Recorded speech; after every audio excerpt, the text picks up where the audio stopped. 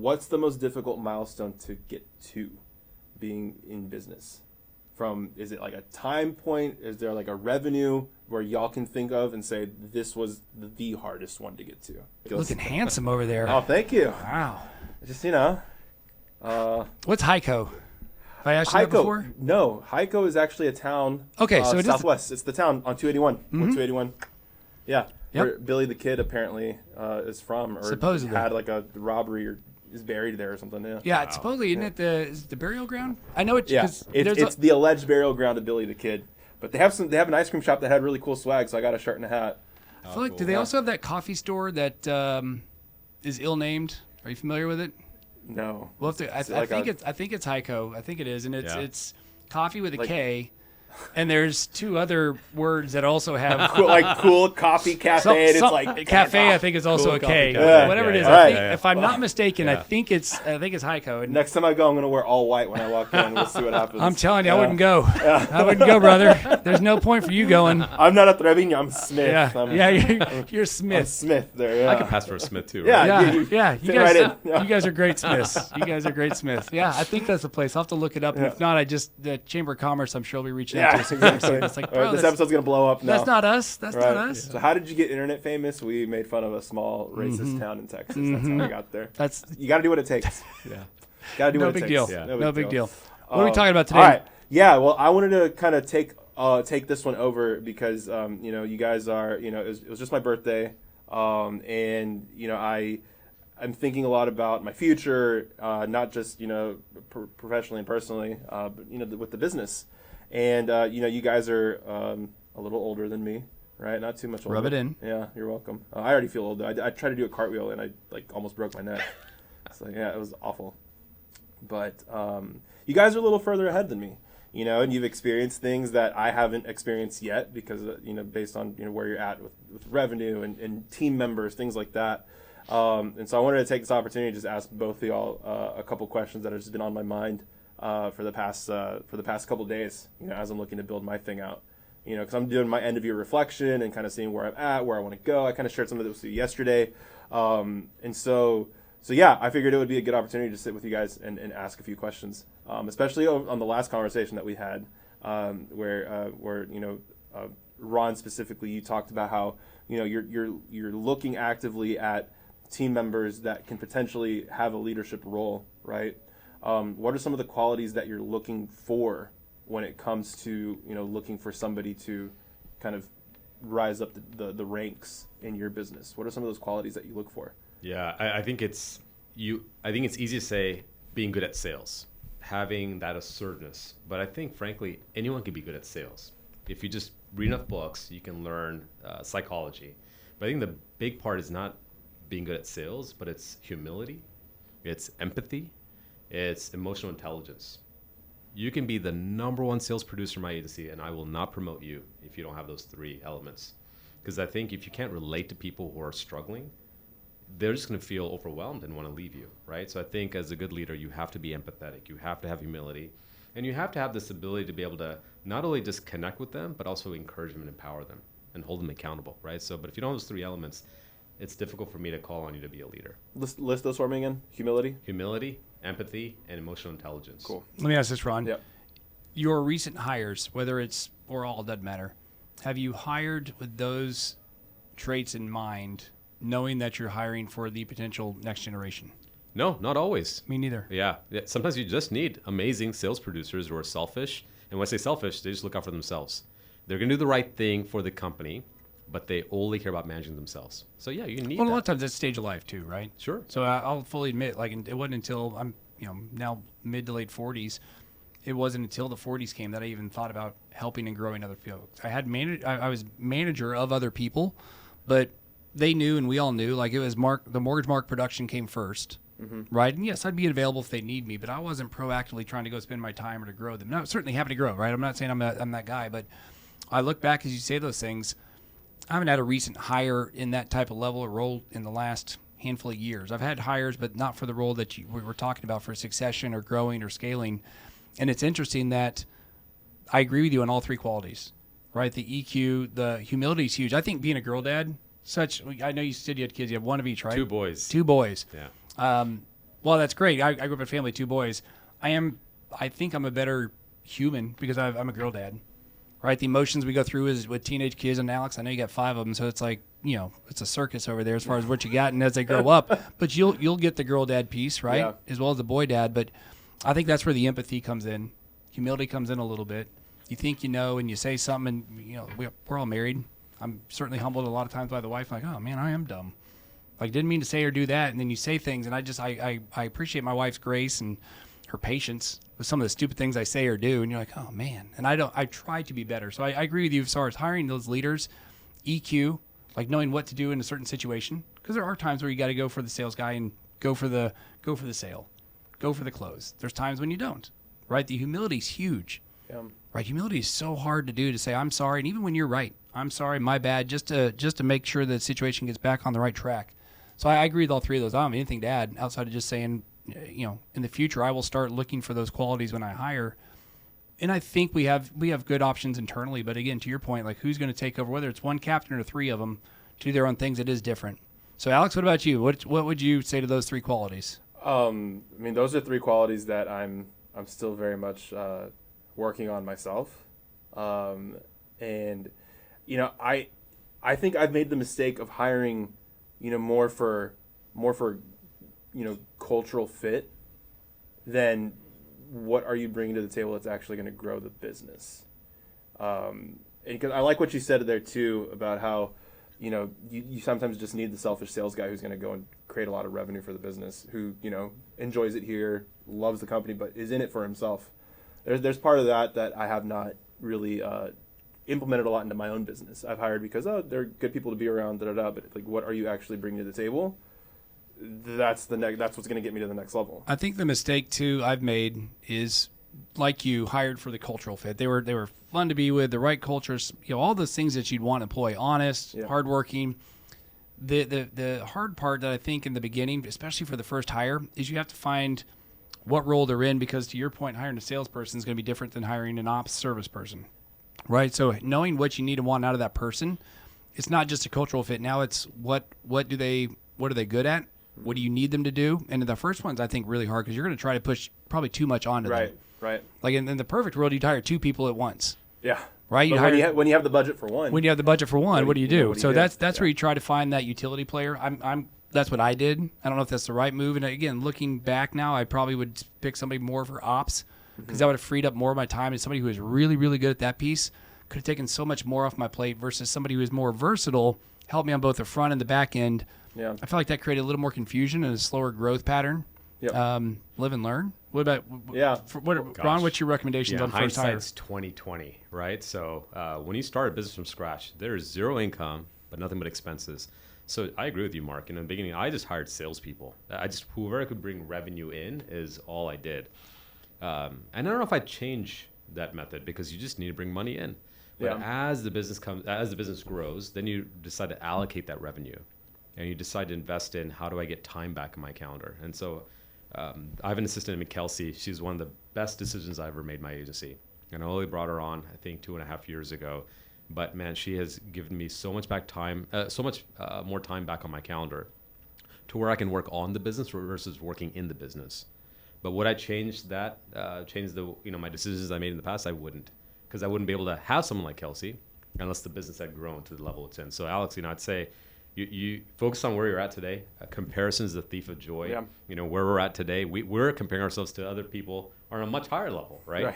So it's good to be inspired, but I wouldn't change the decisions you're making. Yeah. At the end of the day, there's a budget. You can only invest what you have, or maybe draw on lines of credit to help you grow your business. Yeah. But just understand where you're at, appreciate the struggles you're going through, and know that we've gone through the same as well.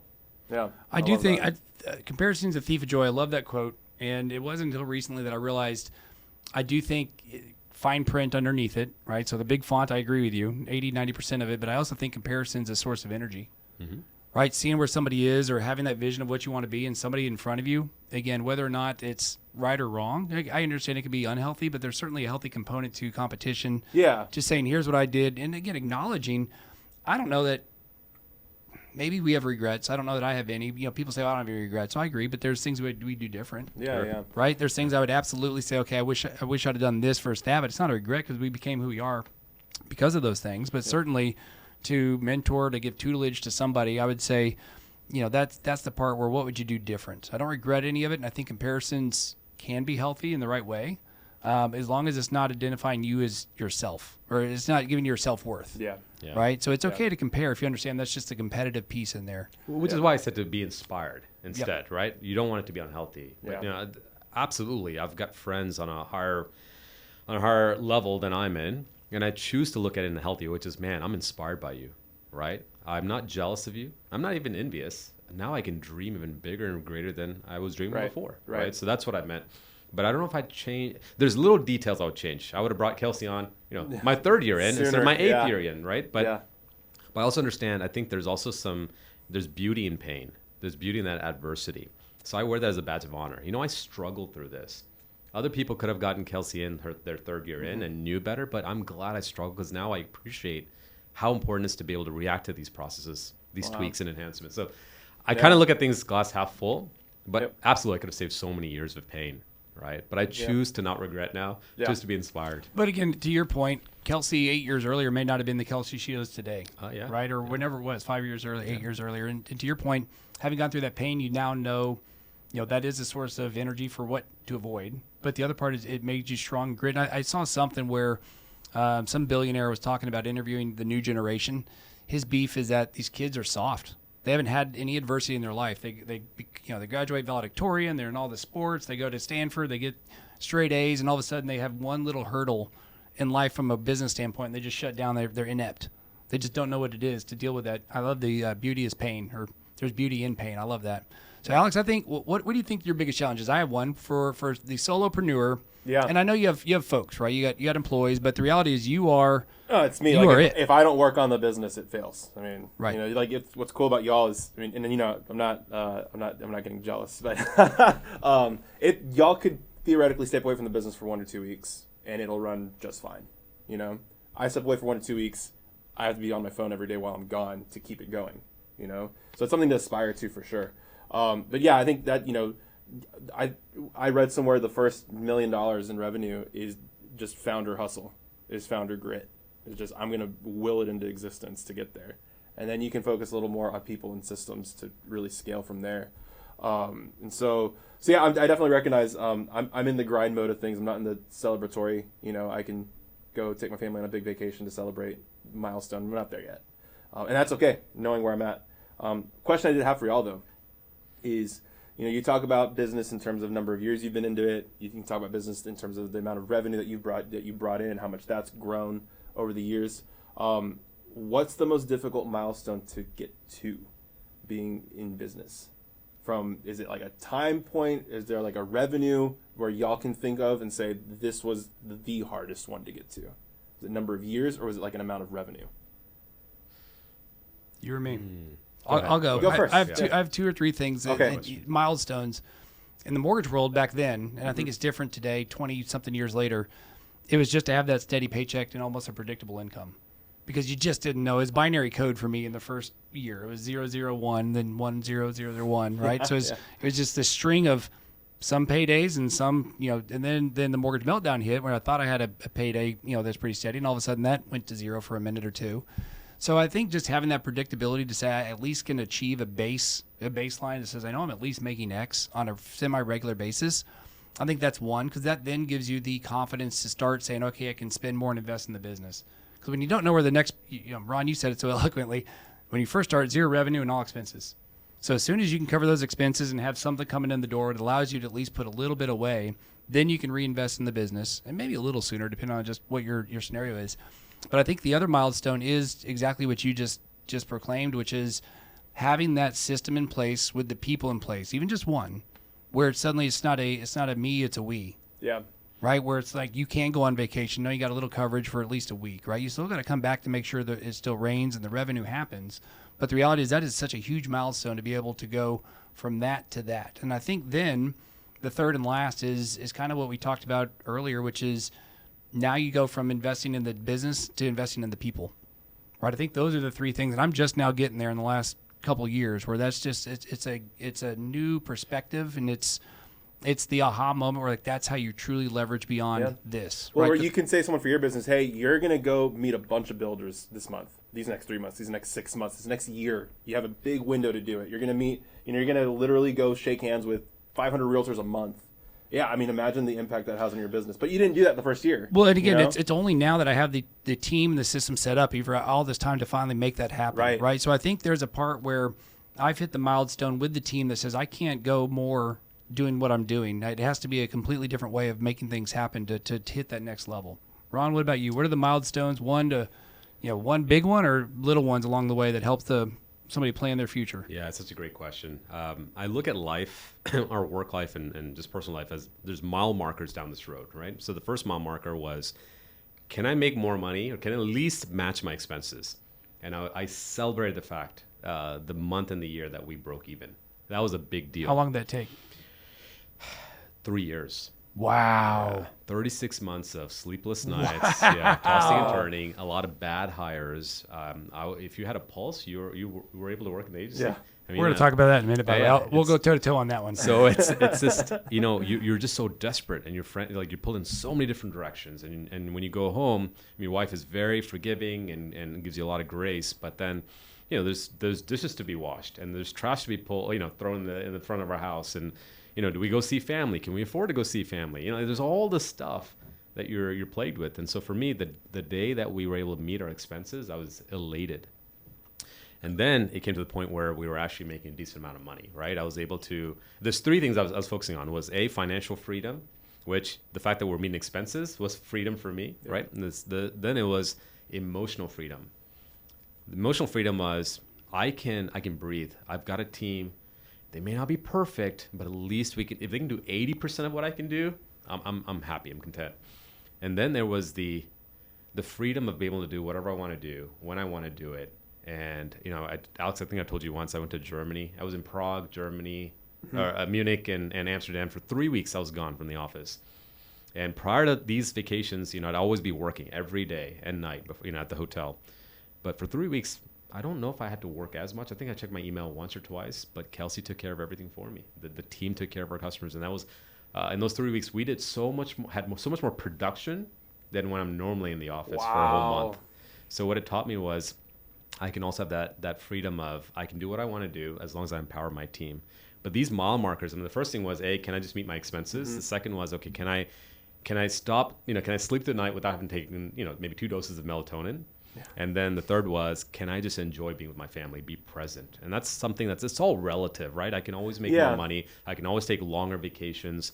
But, I feel so grateful that I can breathe a little bit. But, it took 3 years and most people give up. In the first months. Yeah, 6 months, a year, 2 years. Yeah. It's tough. And so I think it's God, it's family, it's the village, it's my team. It's just that optimism of things will always work out, right? I mean, Tony Robbins says this, right? Life will it's always happened for you. It doesn't happen to you, right? And so if you just believe that, things will always work out. And we live in America. You can screw up in America and try again. And you're not going to be thrown in prison for messing up, right? Yeah. What a blessing. Unless you talk about Heiko and, maybe Heiko. I don't know. I don't know much about Heiko. Okay. I don't know if I get to visit that place anyway. So, but it is, it's such a blessing. Heiko. Yeah. But these mile markers. And so there's other mile markers down the road. I'm not quite done yet. Right now I'm in the phase of life, Mark, what you mentioned, which is how many leaders can I empower? And what stories will they say about this agency and how it changed their life? When they walked in, do they leave better than when they first walked in, right? Like that's the phase of life. I'm looking for those people. I'm looking for those folks that come from, underprivileged homes, single parent households. Maybe they were homeless. They have a story. They have a chip on their shoulder. Can I reverse that? Can I make the community a better place, right? And so that's where I'm at. But it wasn't too long ago when I was that person who was just feeling just a lot of melancholy, didn't know if I'd make it, but had this belief that things would work out. Wow. Good question. Yeah. I have actually, so I what's interesting in hearing both our answers, I'm thinking you can almost tie this to a financial quantitative, which is the survival number, right? If you do the monthly budget, what's your bottom line, to your point, cover the expenses, what's your bottom line you have to have? Again, I have guys that mow my yard, don't have to, right? I can certainly get out there and do it again, don't want to. But again, the survival numbers, what do you have to just make sure you can cover normal life expenses? Number 2 is where you maintain a lifestyle, right? So you do go on the vacations, you do what you do, but you're probably not putting a lot away. And right now, truthfully, that's where I am, which is a weird feeling to be back into after so long. But it's because we've done a lot of new hires. Businesses, the mortgage industry right now is what it is. But the reality is we're reinvesting in the business. So there's not a lot of money coming that hits I don't think there's any at this moment. And that's okay, right? Because we're paying for it. But ultimately, to maintain the lifestyle is still there. And I think that third one is just at the point where you can save. Can you put away 20% every month of what you make that goes into your future? I think those are the three basics. After that, you go to investing, retirement, and legacy, right? Because that's where you get to the point where now I am putting 20% away. I can have some extra cheddar to start making some investments to grow my financial future, right? Then you hit a number, whatever that number is, that says like I can retire, but maybe not, you can go to Europe, but you're flying coach. Versus the legacy is where you've got everything set up, you got the estates done, the kids are fully funded for college, and, the grandkids are funded. Like that's the legacy number that says beyond the retirement, now you're flying first class with your whole family, right? I think in my mind, those are the financial milestones, and it's interesting how you and I both kind of had milestones, which was cover the monthly nut, right? Step one. Step two is be able to leave the business, but that kind of implies step two has been achieved, right? Where the saving and the disposable income's there. So I feel like to some degree, those six, in my mind at least, from a financial piece, kind of not eerily, but they do correlate with your business. Yeah. Right? Your business is indicative of what you have to and how you can live, right? If it's doing really well and you got money coming in, great. Yep. If not, you're sitting there growing it and you're nurturing it for 3 years to even just make $1, Yeah. which is wild to me. Yeah. What'd you do during that 3 years? Like, what'd your wife, did she work? Have you had the shrimp flavor ramen noodles? They are amazing. That and creamy chicken. That's what you did. Yeah. Got it. We're No, kids. I kid. We eat pretty healthy in the Mathai household. No, but we're kids around. 13 we years saved ago. a lot of money. I was successful in my past career. This was a second career, Yeah. obviously, right? Yeah. So, no, That I helps. went all in. I burnt the bridges when I left financial advising. Oh, I get it, but you at least had a career before. I had a cushion. I had saved some money, and I was ready for this, and I knew that we would burn through that savings account. But it was fine. Today was. I've always heard in your industry, I've heard 3 to 5 years. I don't think I realized 3 was the break-even number. When they say 3 to 5, It's you not start today. making money. It used to be. What is the it now? game has gotten so much easier now. I think a year and a half, These you'll kids be all got right. it so easy. Yeah, I don't know, man. Mortgage world is the same way. It was Yeah. if you can survive the first 2. Yeah. After that, I remember it was almost to the day. Not only the month, but to the day on year 2. I finally hit a paycheck where there was 5 digits in it. Yeah. 10 grand or whatever it was for that month. And I was like, holy smokes. Like, that was finally when I made it. Now, by the way, there were still zeros, before and after that, but at least made it to where I was like, oh, that finally. And from that moment forward, I don't remember another true zero after that. Yeah. They weren't all that big, just to be very clear. But the reality is it took 2 years. I just survive. Yeah. And the same for real estate. It was just survive for 2, maybe 3. But I've always heard insurance is 3 to 5. But kids these days, man, they got it easy. Yeah. Alex, what's your industry? So typically, is there any 3 to 5 seems right, and now you can fast forward it a lot more now because now you can run social media ads. You can use social media to network with people. Back in 2017, 2018, I had to go to networking meetings, networking events, and figured it out. I could have probably figured it out faster. I was pretty dumb, but I think now it's a year and a half, a year you can figure it out. How much of that's due to the content for coaching, tutelage, mentorship, all that stuff that's available for you? Because that's a big thing in our industry that came about in the last probably 10 years. There's so many people in my industry that strategize. I'm part of one of the groups, Cinemarketer, and it teaches videographers how to get consistently 5-10K a month within 90 days. And it works. You have to build a little bit of brand, run some ads, niche down, have an offer, all that stuff. Create your funnel, all that kind of thing. So there's an investment side of it for sure, but you can get there pretty quickly. There's guys in that group that have grown. There's guys in that group who've grown, from $5,000 a month to $30,000 a month in 120 days. Yeah. And then they have an editor and a project manager. The key there has to be sustainable growth. Yeah. Right. And that's the problem is you can get, a $70,000 month, but then the next month you make 20, but then in that $70,000 month, you lease a Mercedes, you got a new lease for an apartment that you can't afford. Yeah, that's the fun part. Is the sustainability, is how long you can keep recurring revenue coming in. And thankfully, I've been in that maintain stage for about a solid 2 years now. Like when we first met, right, that I told you yesterday, I was like one of the lowest points in my life was right then when we met. I figured it out right after that. And it's been pretty sustainable since then, thankfully. Yeah. So it's a good spot to be in to grow to grow this thing now that things are maintained. Well, happy belated birthday. Seems like good nuggets for you. Yeah, no, this is We should wrap it up. best with a birthday bow. gift right here. Yeah. This is awesome. Plus, it's free. Yeah.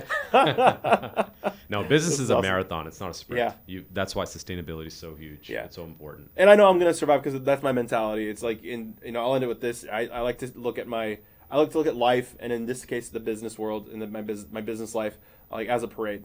There's a beginning and there's an end. And unfortunately, a lot of people are standing on the street in an alley and can only see, this much of the parade happening. You only see one float. You only see one performer. But if you're standing on the roof, you can see the beginning and the end. And so my perspective has always been, I know how this thing ends. It ends with, financial success, freedom, just spiritually blessed, however you want to put it. It ends that way. And so it's very hard when I'm talking to people I'm close to, family, friends, neighbors, whatever, who don't share that same kind of vision of life, because they question everything. Oh, what do you mean? You're doing this or that with your time, or what do you like? They question everything, and I understand now. It's not from a place of hate. It's from a place that they just don't understand. Yeah. They just don't get it because they're looking at it from the alleyway. They're not looking at it from the rooftop like I am. How you guys do. That's Or That's what the birthday does. It gives them that wisdom and maturity. It does every year, huh? Look at him. I think Yeah. vision will propel you through every hurdle you have. Yeah. Yeah, because I can see the curves. I can see where the parade stops. So when they see the parade stopping, it's not because the parade's over. It just means that there's a delay. If 5 floats up, you just don't see it. Yeah. They're reloading the beads. Yeah, exactly. Whatever parade. Whatever parade. I don't know if we're in Mardi Gras, New Orleans. A little more kid friendly. Yeah. But yeah, it's been nice looking at everything with perspective and just understanding that I have plenty of time to figure it out. And I don't have to necessarily be in a rush to figure everything out. Have urgency, right? But that it's okay if it takes another year or two. Yeah. Yeah. Another episode in the books, buddy. That was a good one. Well done, team. Keep Thank chasing you, excellence.